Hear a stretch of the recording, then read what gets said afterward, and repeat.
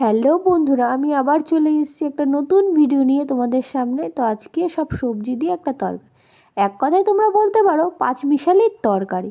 তো দেখো, তেলটাকে খুব ভালো করে গরম করে পাঁচ ফোড়ন, শুকনো লঙ্কা, তেজপাতা ফোড়ন দিয়ে সবজিগুলো দিয়ে দিলাম, ভালো করে ভেজে নেব।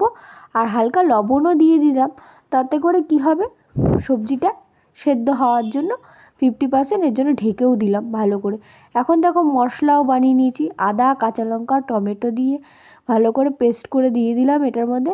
আর হলুদ, জিরার গুঁড়ো, ধনের গুঁড়ো, লঙ্কার গুঁড়ো আর একটুখানি চিনি দিয়ে ভালো করে মশলাটাকে ভালো করে কষিয়ে, দেখো একটু জলও দিয়ে দিলাম আমি ভালো করে। এবার জল টল দিয়ে ভালো করে কষিয়ে ঢেকে রেখে দেবো। এদিকে দেখো, জিরে আমি তাওয়ার মধ্যে নিয়ে একটুখানি ভেজে নেব। এই জিরেটাকে ভালো করে ভেজে এখন বেটে নেব, গরম গরম থাকতেই বাটলে ভালো হয়। তো গরম গরম বেটে নিলাম, বেটে এই যে তরকারিটাও আমার হয়ে গেল।